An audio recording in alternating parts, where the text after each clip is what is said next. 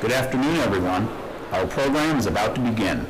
At this time, we ask that you please silence all cell phones and other electronic devices. Thank you.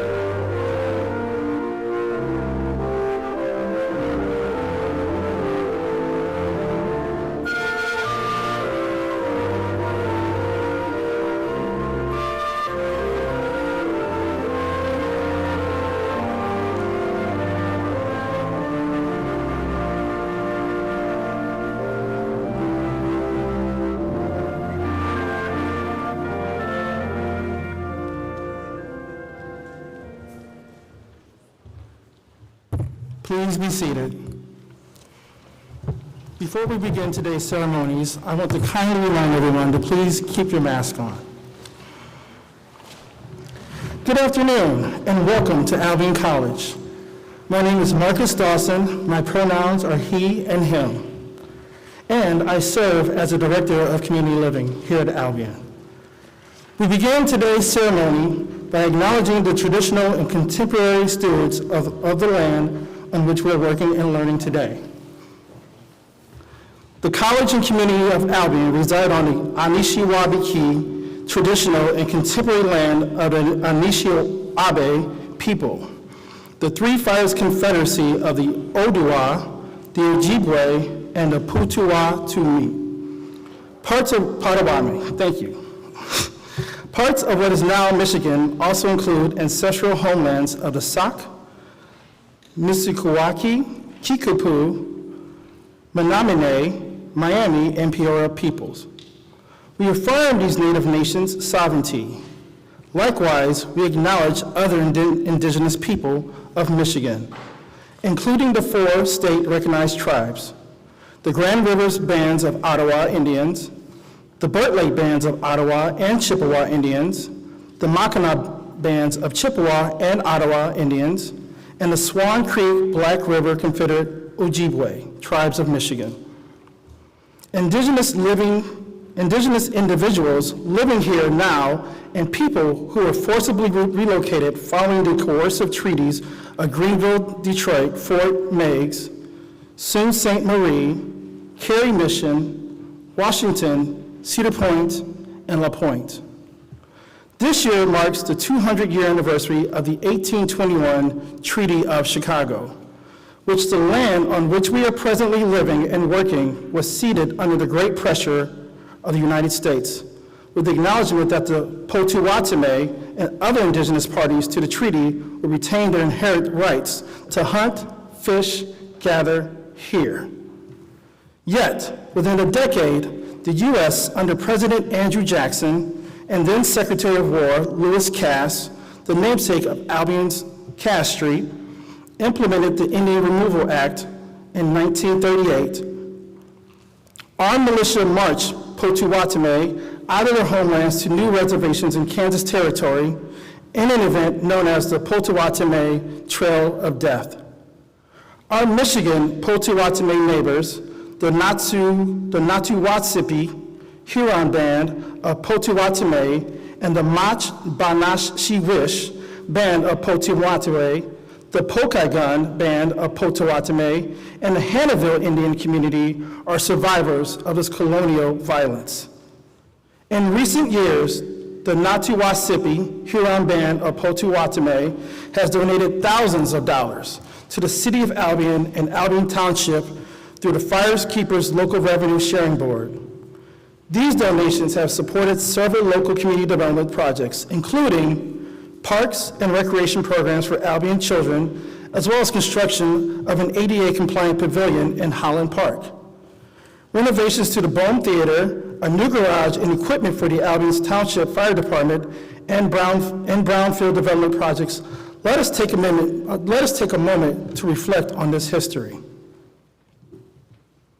Knowing the history of this place we live, study, and work cannot alter the past, but an understanding of the process that brought us to this moment, as well as the ongoing consequences of settler colonialism and structural racism, can empower us in our research, in our teaching, and our outreach to create a future where liberty flourishes and justice for all. Thank you. At this time, I would like to introduce our Dean of Students, Mr. Leroy Wright.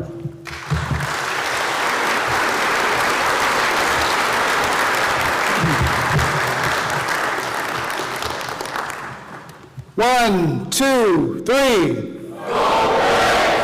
I love you too. My name is Leroy Wright, and I have the pleasure of serving as your Vice President for Student Development and Dean of Students. My preferred pronouns are he, him, his, and I am a first-generation college student. I would like to start today by welcoming you again to Albion.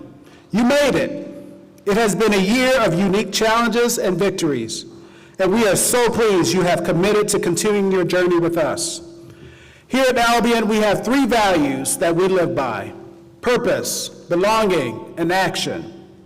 We live our purpose when we each do our part to contribute to our community, to use what we learn to have a positive impact on the world. Your next few years will be dedicated to exploring what you are passionate about and learning how to apply those ideas to the complex challenges that we face today. Challenges like climate change, resource inequality, and systemic racism. By being here, each of you has indicated that you're ready to start changing the world. We know that in order to do that, each of you need to feel that you truly belong on campus. This week, you've had the opportunity to meet some of the people who accompany you through your Albion journey, including me. The friends you'll live and learn alongside, the faculty who will mentor and inspire you, and the staff who will support you as you explore new interests, develop as a leader, and pursue your purpose in and outside the classroom. I hope that Albion is already beginning to feel like home. Lastly, I want to talk about action. While all colleges give you the opportunity to learn, Albion is unique in that it will offer you the opportunity to put ideas into action. In fact, you have already done so this week when you shared your passions and interests with one another, explored the local community, and began charting your academic journey. Over the next few years, you'll have many opportunities to translate your ideas into action, from hands-on research to leadership positions on campus. We have over 100 active and vibrant student organizations, and you'll have the opportunity to get to know many of them this Wednesday as Britton Badge. You can get active in team sports, explore your passion for advocacy, get creative in the arts, make your voice heard in Student Senate, or engage in the local community through the Student Volunteer Bureau. As a college, we are taking action too. Over the course of this past year, the college has introduced the new Office of Belonging to further our commitment to building a campus that feels like home for each and every one of you. We have also launched the new Office of Integrated Wellness, which brings together resources to care for your emotional, physical, intellectual, social, environmental, occupational, and spiritual well-being. Last fall, we opened the Cutler Center for Student Success in the Stockwell Library, which brings together under one roof resources for supporting students and removing barriers to academic achievement. Hopefully, you've already had the chance this week to meet some of the faces behind these resources, like Dr. O'Neill, our Associate Dean for Student Success and the Director of the Cutler Center, who you will hear from later today. If you take one thing from this week, it's that we are a community. We are committed to making change, creating a home together on campus, and supporting one another's success. I look forward to partnering with each of you to further that work together. I leave you with this, a motto we live by here at Albion, and something I share with students frequently. Take care of yourself, take care of each other, and take care of our community. It's now my pleasure to introduce Vice President of Academic Affairs and Provost, Dr. Ron Murad. Thank you.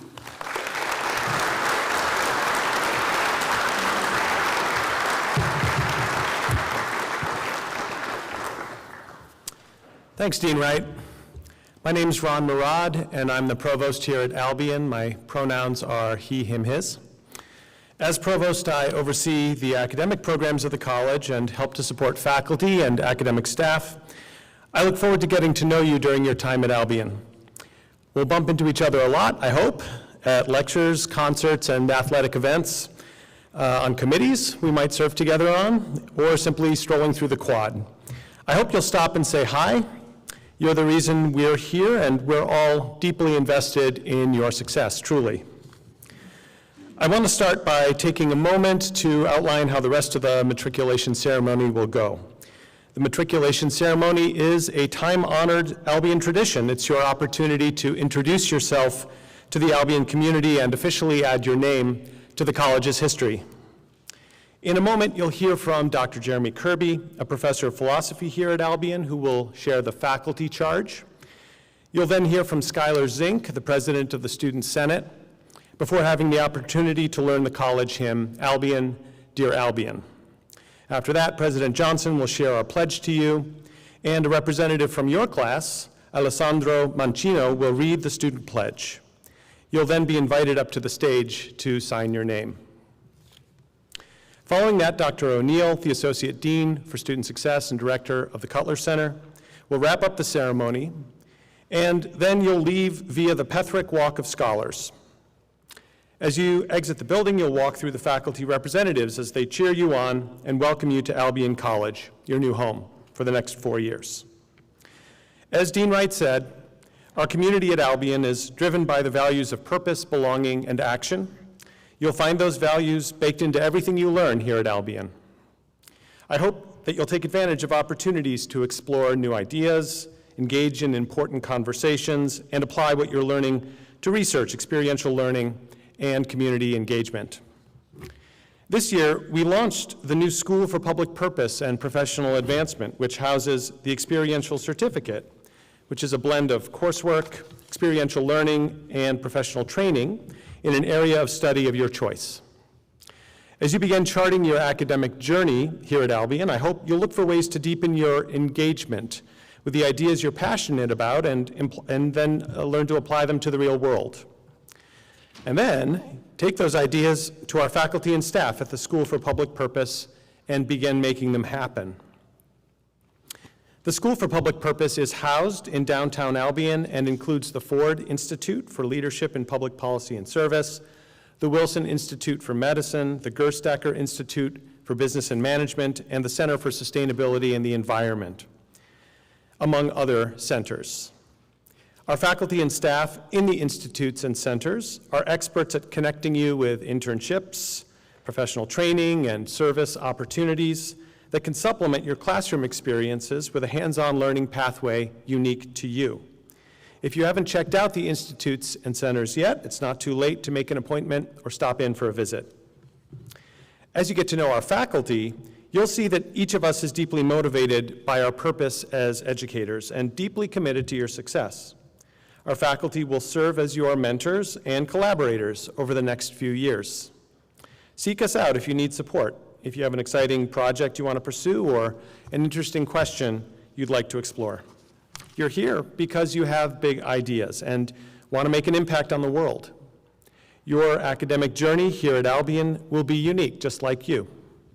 We look forward to sharing what we have learned with you and learning from you and all that you bring to this community. On that note, it's my pleasure to introduce Dr. Jeremy Kirby, who will give the faculty charge. Dr. Kirby is a professor of philosophy. He specializes in the work of Aristotle and has published 2 books analyzing his ideas. He teaches a wide array of courses about the history of philosophy. He was a competitive snowboarder in his youth, and by all reports is a perfectly respectable middle-aged competitive downhill skier to this day. Please welcome Dr. Kirby.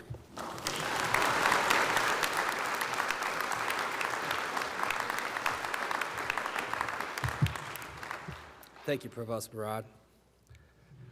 Well, some time ago, at my own matriculation, I had some fears that I think in hindsight were fairly unwarranted. So I thought it might be nice if we could do something to help ameliorate some of the worries or concerns that you might have as you sit here today. As it turns out, the philosopher Aristotle recommends the literary form of tragedy as a means of purging negative emotions.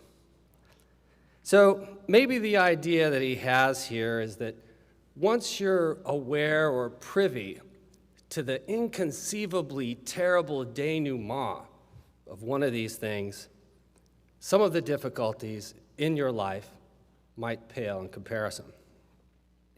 So you might be worrying right now about whether your books will arrive on time, whether your laptop will hold out, or what your major should be. But once you hear about this guy named Oedipus, those worries might become a little less worrisome. Now, fortunately for you, I'm not going to perform a tragedy. I'm simply going to reference a few, and we'll see if it brings about an element of the desired cathartic effect. In so doing, I'd also like to kind of touch upon along the way the themes of purpose, action, and belonging. So let me begin with a puzzle that emerges in the context of a tragedy written by Sophocles some 2,500 years ago. Warning, the ending is an unmitigated disaster. In the narrative, as it's expressed by Sophocles, there's a prophecy in the Greek city-state of Thebes to the effect that the firstborn son of King Laius will commit regicide, going to kill the king. Bad news for the king. Laius does the unthinkable. He binds his newborn baby's feet and leaves young Oedipus in the mountains to die. Where the hell is CPS? Well, the restraints caused some permanent damage to Oedipus's ankles. And as it turns out, in Greek, the name Oedipus means swollen foot. Well, as it turns out, Oedipus is discovered. He's saved. And a Corinthian shepherd takes Oedipus to the king of Corinth. The Corinthian king raises Oedipus as his own without disclosing the nature of the adoption. Now, to make a long story short, Oedipus, as a grown man, visits the oracle at Delphi, where the Pythia, where the priestess foretells at the temple of Apollo that Oedipus will kill his father. Not exactly great news to hear. Well, hoping to avoid suffering such a cruel fate, what does Oedipus do? He says, I'm not going back to Corinth. I'm going elsewhere. And on his way, taking a circuitous route, he arrives ultimately at Thebes. But along the way, he approaches a three-way intersection where there is an individual. There's a bit of a dust-up, and Oedipus ends up killing the guy. And here's the kicker.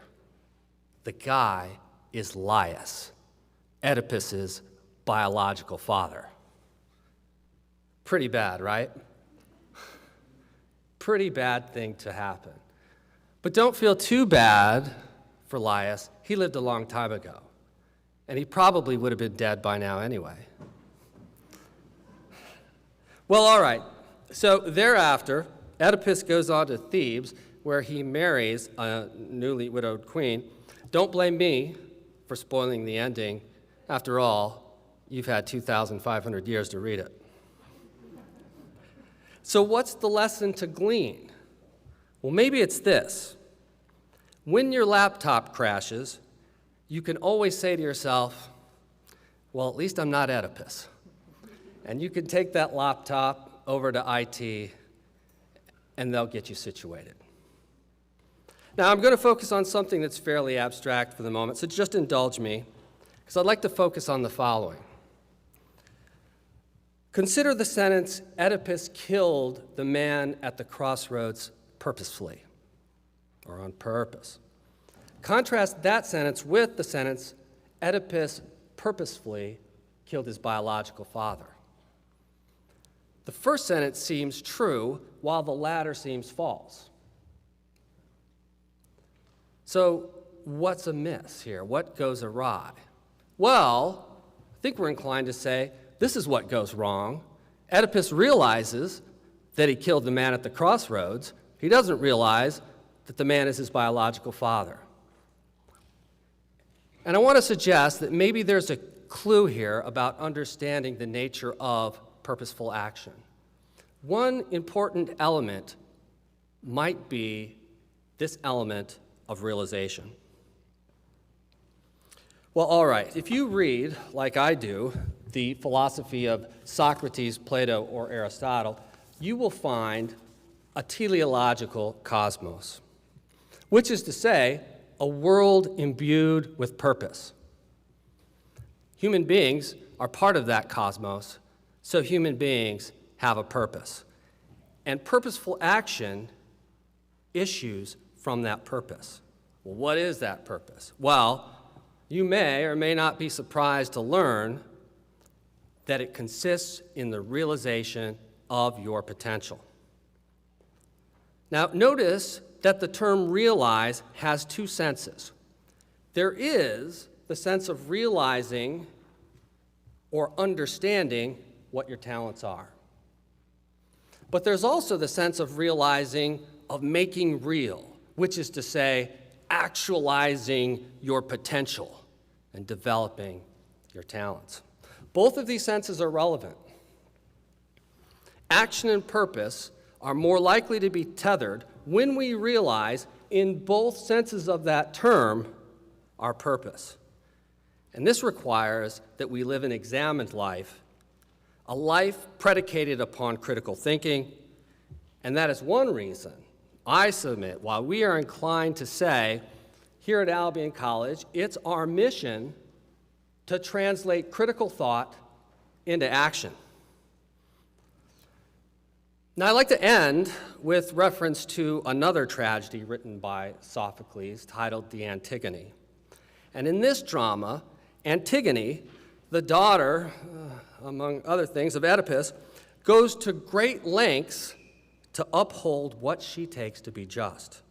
You see, a civil war, the two sides of each faction led by her brothers, Eteocles and Polynices, has just ended, like many wars, with mutual destruction. The heir to the throne is a guy named Creon, and he issues an edict that says this: while Eteocles will receive burial rights, Polynices will not. But Antigone steps up and she says, no, the rights for one are the rights for all. And knowing she will face, or likely face, a capital punishment, Antigone administers the burial rights to Polynices. Well, Antigone's intrepid. But I think we can free ourselves from certain worries or anxieties when we reflect on her situation. We might find ourselves in a circumstance where we'll need to stand up to those who will diminish the sphere of belonging.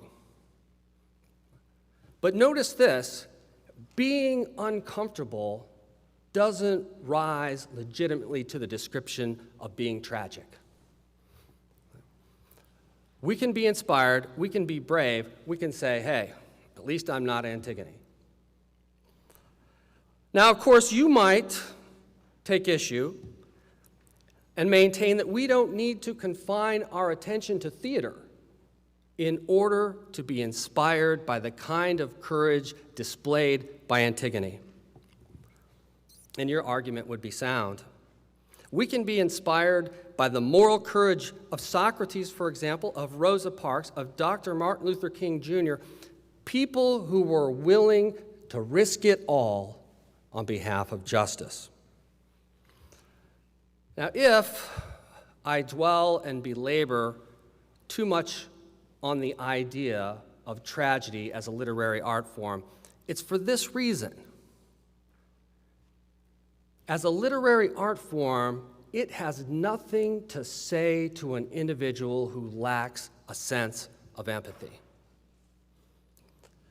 We can be inspired by the moral courage of our predecessors, and inspired in this way, realizing a sense of purpose that is shaped by empathy, you can, nay, you will, here at Albion College, create with courage policies and artifacts that broaden rather than diminish the sphere of belonging.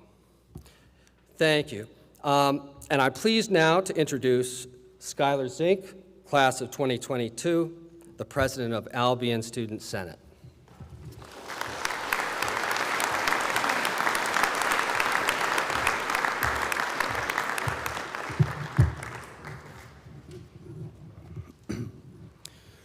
Good afternoon to the class of 2025, the future of Albion College. My name is Skyler Zinc, class of 2022, president of the Student Senate. I'd like to start by extending a very warm Brit welcome on behalf of all students here at Albion. We are all rooting for you. Your long journey here at Albion is just beginning, but to help you along the way, I'd like to give you all 3 pieces of advice for success here at Albion. Number 1, try your hardest to get acclimated on campus as soon as possible. Doing so will offer you a tremendous support group among your classmates and fellow Brits. Make it intentional to get to know your freshman classmates, the upperclassmen, the faculty and staff, and anybody else that you might interact with in both campus and community. Whether it be in your academic department, an institute that you're a part of, a sports team, a Greek organization, your FYE, your residential hallway, or anything else that you become a part of here at Albion, do your best to get to know the people involved with that and care for them and be friends with them. Secondly, set goals for yourself. Goal setting is a fantastic way for personal growth and development. By setting concrete accolades for you to achieve, you will be challenging yourself day in and day out. The competitiveness in the classroom is one of the great things that this institution has to offer. So push yourself and strive to achieve all of your goals here at Albion College. Finally, you must exercise servant leadership. This means that you should lead your fellow peers by service. This doesn't mean overworking or burning yourself out, but simply leading by example and serving when and wherever you can, whether that's in the classroom, the dining hall, outside on campus, and definitely within the community. Each of you sitting in front of me will be gifted a potential opportunity each day that you go to class or any time that you are out and about on campus. You're going to be granted with an opportunity to serve, and you must seize that opportunity and take advantage of the benefits that come with that. Class of 2025, this campus, this community, this network of Albion alum are all rooting for you. Good luck on your first week of classes, and welcome to Albion College. Go Brits.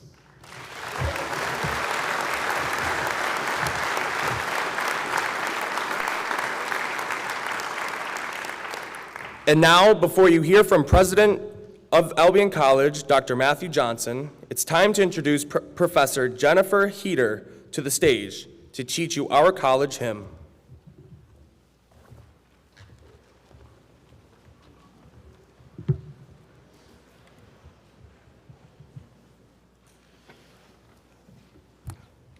Hello, I'm Professor Jennifer Heater, and I direct the choirs here at Albion. We are going to learn this Albion hymn together, and just to give you some background on it, the words and the music were written by a husband and wife duo, Ruth Carter Rowland and Lewis Upton Rowland, and they were both Brits as well. So it's a really, really time-honored tradition to sing this hymn together. So I will sing one phrase at a time, and then you'll sing it back together. We'll learn it once time through, phrase by phrase, and then we'll stand and we'll sing it all together, just like the many years of Albion students before you. So it starts like this. Albion, dear Albion, your turn. Albion, dear Albion, hear our song to thee. Your turn, and hear our song to thee. Let our joyous praise be heard. Let our joyous praise be heard over land and sea. try. Over land and sea, of thy noble college halls, of thy noble college halls, of thy campus fair, of thy campus fair, sing we with gladness, sing we with gladness, here and everywhere, and everywhere. Beautiful. Please stand.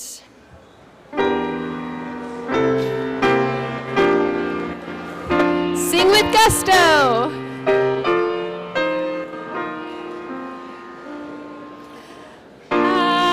Albion, dear Albion, hear our song to thee.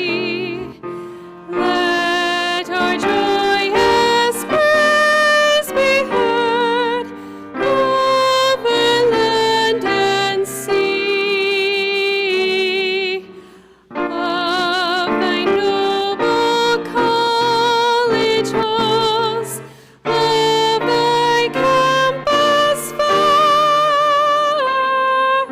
sing we with gladness, and everywhere. Great work.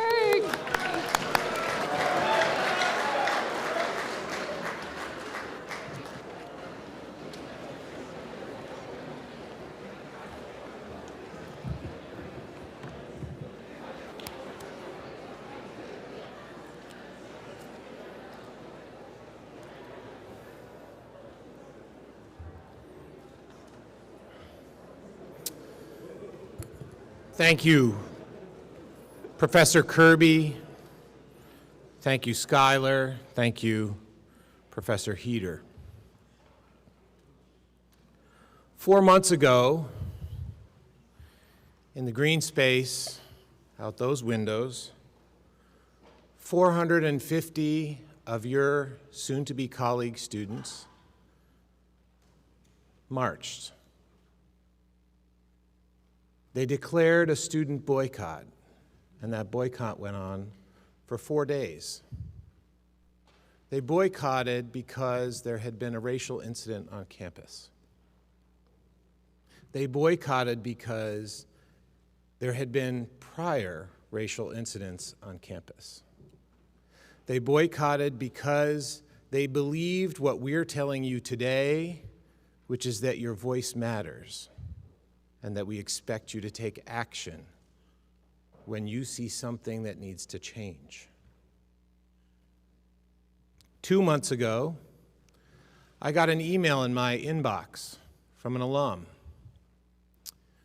She is a retired Air Force chaplain living in Tucson, Arizona. The beginning of that email talked about how the University of Arizona athletic program was founded by an Albion alum, later led by an Albion alum who became the head of the NCAA, and today is led again by a third generation of an Albion alum. She went on in her email to say, each year she takes a day and walks the military cemetery in Tucson, Arizona. And she specifically walks the part of the cemetery that does not have the hometown listed on the military headstones. And she thinks about those families sending their men and women off to be trained and serve in the military. She's quite convinced that since there is no hometown listed on the headstones, there likely was no identification and information for the families of those soldiers. So she says a prayer for those families. On this day, she came across a unique headstone. It's the first time in 10 years of walking the cemetery she's ever seen such a thing. On this day, she came across a headstone that had etched into its concrete, into its stone, the words Albion College. About a month ago, in the hall many of you moved into, Wesley Hall. I'm sorry, it's not air conditioned. We're working on it. The college made a partnership with a group of local people who took it upon themselves to organize something called the Community Table of Albion. This new organization is the recipient of food from the county food bank. That food is delivered to the first floor of Wesley Hall a few times a month. It is then organized and distributed. And on the first night that food was handed out of Wesley Hall, almost 400 cars showed up for food.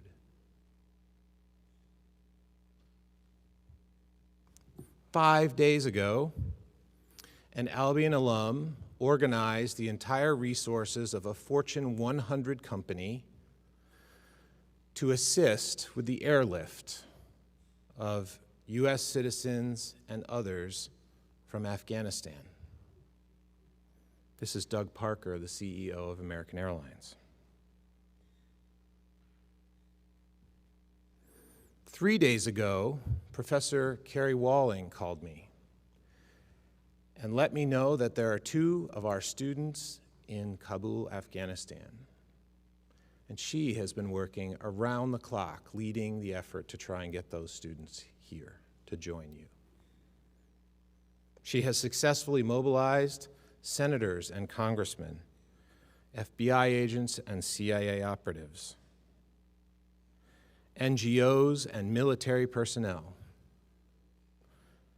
And we're doing everything we can to get those students here. You see, in all of those stories, the common thread is Albion. I'm Dr. Matthew Johnson. Most call me Dr. J. My pronouns are he, him, and his. Like Dean Wright, I'm a first-generation college student. I'm also a neurodivergent person, or what some people might call disabled. I share that with you because it's important to claim our identities and to tell you I didn't think I would be here, just as many of you might not have thought you would be where you are today. It's perhaps my greatest privilege to be here today and serve you as the 17th president of Albion College. I am here today because of people like those behind me. The faculty of this institution are much like my faculty at my small college when I was a student like you.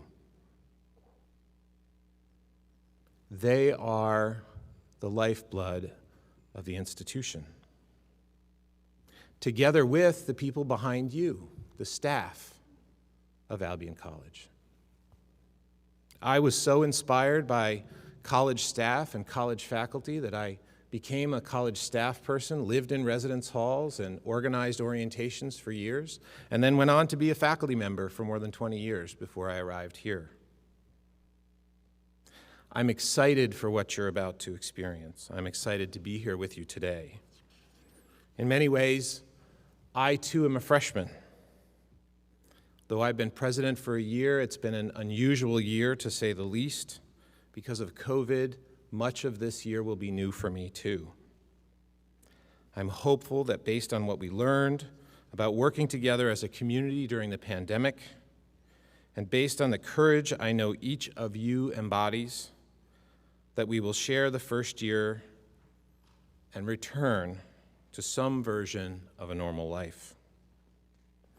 Today, I want to talk to you a bit about the values you've heard, about the rock outside, about the common reading, and about our commitments to each other.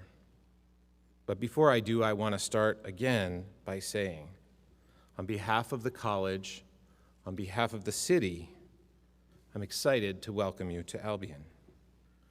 Each of you has made an extraordinary choice, and I know that each of you will achieve extraordinary things.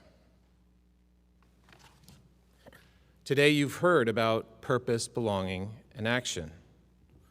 I believe those three values animate the community that is Albion. I believe they are present in the stories I started with. I believe these values require and fuel the courage needed to pursue the new ideas that your generation must build to address our urgent challenges. I believe these values are required and fuel the courage needed to stand up for what's right, even when it is difficult. And I believe they are necessary to take action. As we just heard, the courage is exemplified in leaders who have been a part of the Albion story, like you are becoming. At the turn of the century, Anna Howard Shaw led women's suffrage. In the 1940s, the college opened its arms to welcome Japanese Americans from Japanese intern camps. In the 60s, Dr. King was here, sharing his vision for a different way of being together. In the 1980s, the first televised Earth Day was done here at Albion. And in the early 2000s, it was Albion students and faculty who memorialized the factory at the center of the story of Schindler's List.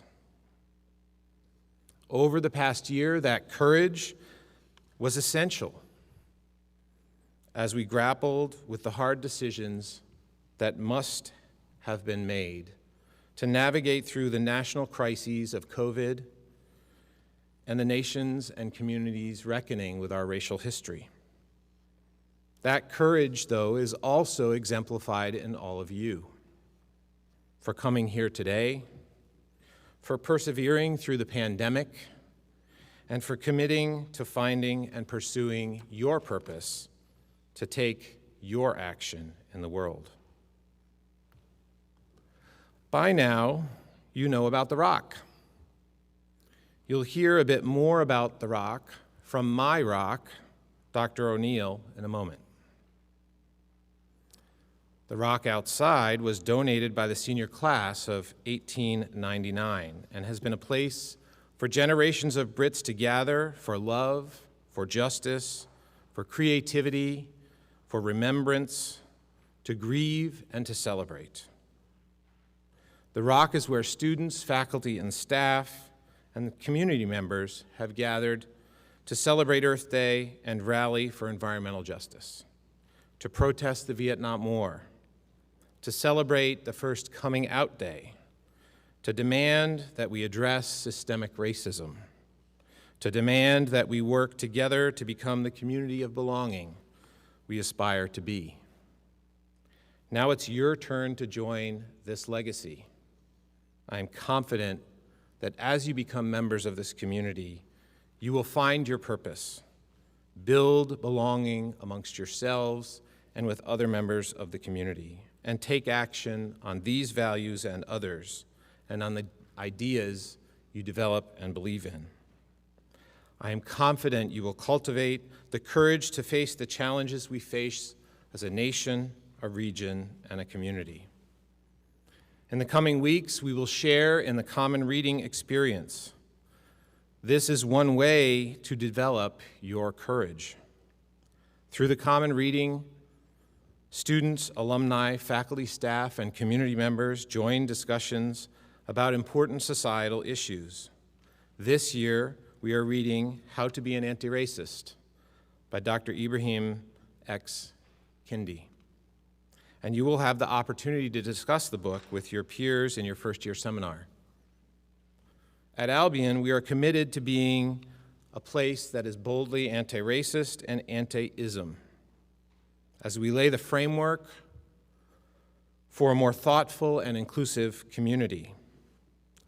Dr. Kendi's deeply personal perspective on the racism that is embedded in our society today is more relevant than ever. As we learn alongside one another, I am looking forward to the fruitful, if uncomfortable, and insightful conversations that will ensue. Those conversations will culminate in a conversation with Dr. Kendi himself, who will join us here on campus on September 20th. These discussions push us to examine ourselves, our communities, and our institutions. These conversations demand vulnerability, humility, courage, and trust. These are qualities of a Brit. I look forward to creating our community with courage alongside each of you.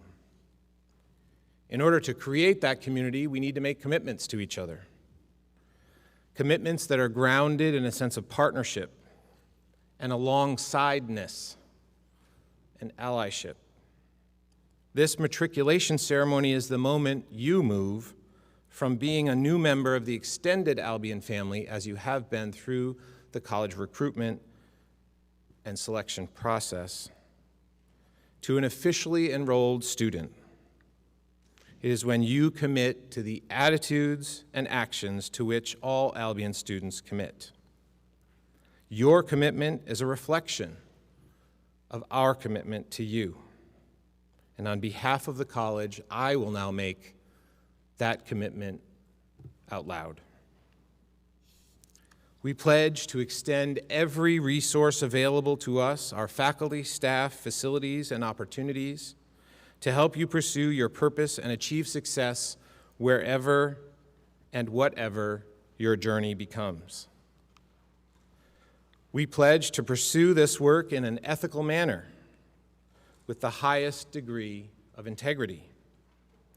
We pledge to treat each of you with respect and honor the individual journeys that led you here, because we know you are capable of learning anything with the right supports. We pledge to do everything in our power to prepare you to put all that you learn here into action when you leave, to create the lives and communities of purpose and belonging you deserve. We pledge to build an environment where you can thrive academically, socially, emotionally, mentally, spiritually, and physically.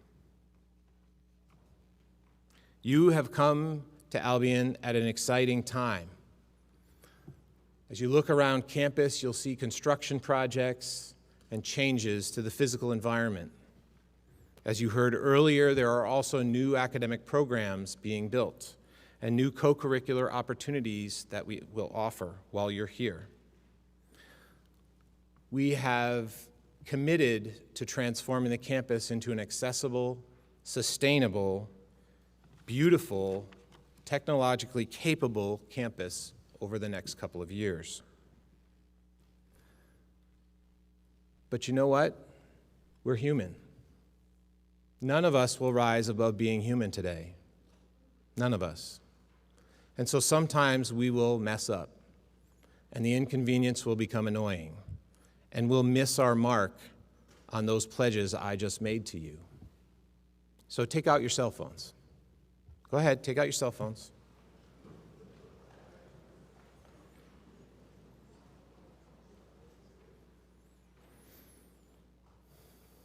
My email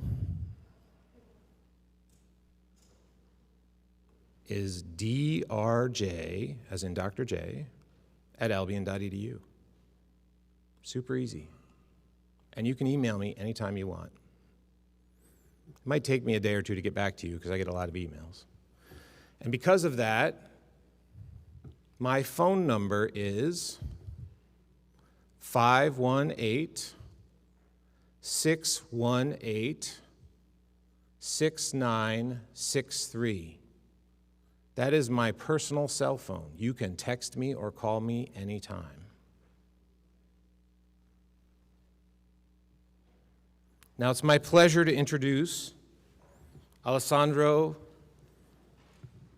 Mancino. You know, we practiced his name beforehand and I still messed it up. Just there's an example for you, right?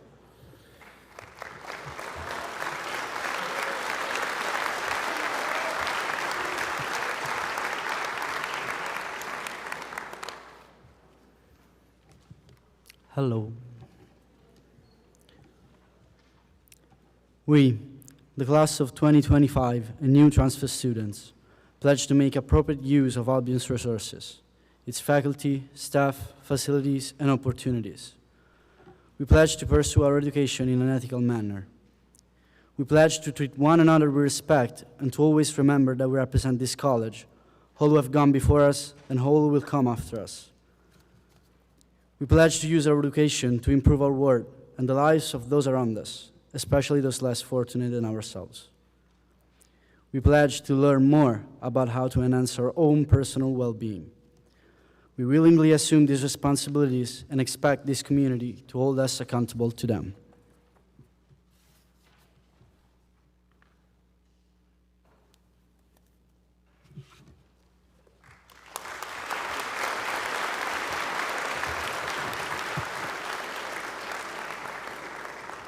Thank you, Alessandro, for reciting the student side of this commitment to partnership, the student pledge. It's now time for each of you to come up and sign your name into the official history of the college. Staff members, would you please proceed forward and direct the students to do so?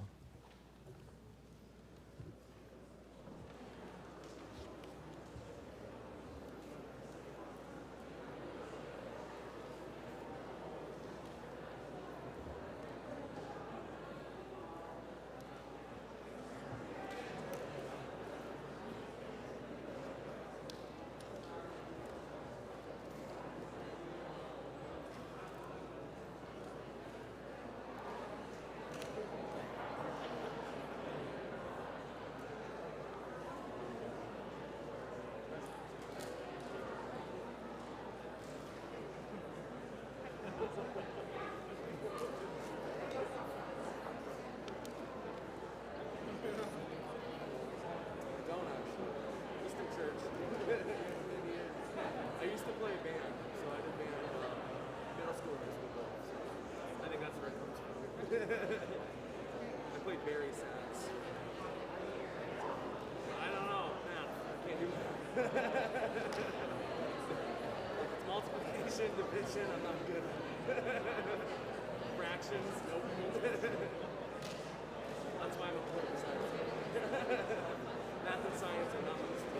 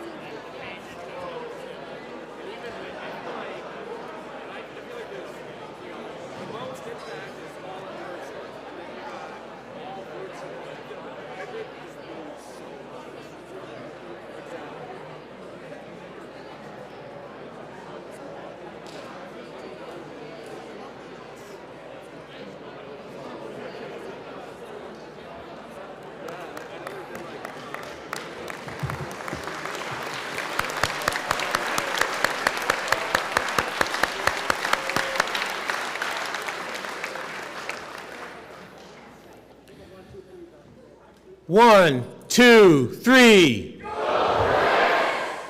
Excellent. At commencement each year, there's a tradition here at Albion. We pause for a moment and we invite those who are commencing, completing their time here at Albion, to recognize the people behind me now and the people behind you by giving them a hand of applause for all they will have done for you at that moment. I want to invite you now to offer these folks a hand of applause. Think of it as paying it forward.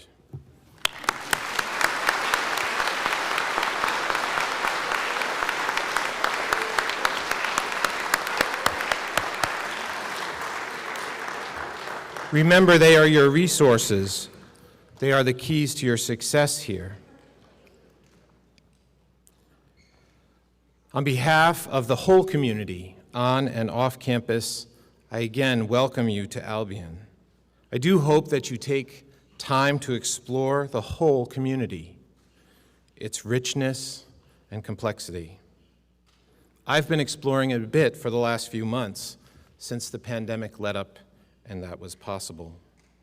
From Mackinac Island to learning about Michigan cherries, the Leelanau Peninsula, the Keweenaw Peninsula, Sojourner Truth's roles in Battle Creek, or Malleable, where you can get Michigan's best burger right here in town. Or learning that the Malleable was a foundry and that was the main industry of this town. Or that the Oak Lawn Clinic is a partnership between the college and the hospital. We have partners like Oak Lawn that are here to serve you. The YMCA, the Community Table of Albion I mentioned earlier, and other organizations like Albion Innovate and the Albion Children's Museum. I hope that you will explore the richness of Albion and our region. I'm looking forward to meeting and learning from each of you. And for now, it's my pleasure to introduce my rock, Dr. Shannon O'Neill, Associate Dean for Student Success and Director of the Cutler Center.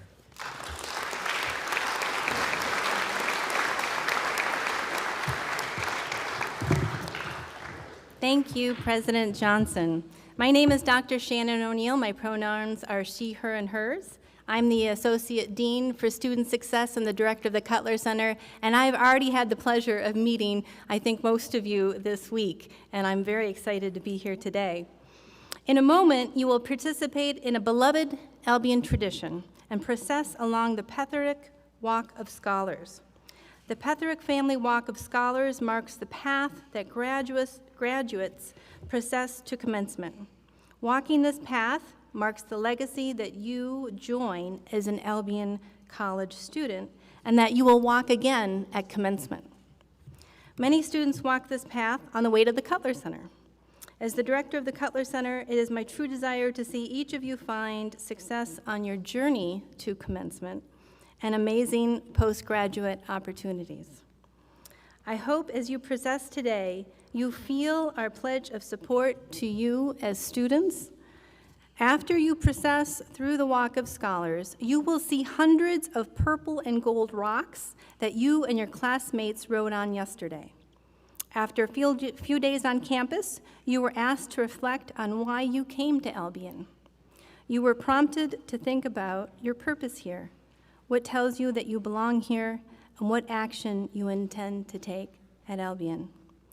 We invite you to read through the reasons why your peers came to Albion and find a rock that you did not write that you identify with to keep. While we each have individual reasons for joining the Albion community, it is in finding our shared purpose that makes a community home. We hope that you find a rock that is meaningful to you and keep it as a reminder of what brought you here and what inspires you to keep building community here and on campus. My rock says your success. I hope that the Cutler Center will be a place where you feel a sense of belonging, a place where you bring your questions, discover solutions, and lifelong mentors. I'm grateful to see over 500 students joining us on the journey of purpose today, and please remember that you are the reason we are here. We are committed to helping you pursue your purpose, build a sense of belonging, and put your big ideas into action. As we exit, wait for a staff member to release you from your row and follow them through the walk of scholars to find a rock that resonates with you and keep it as a reminder of the beginning of your time here at Albion.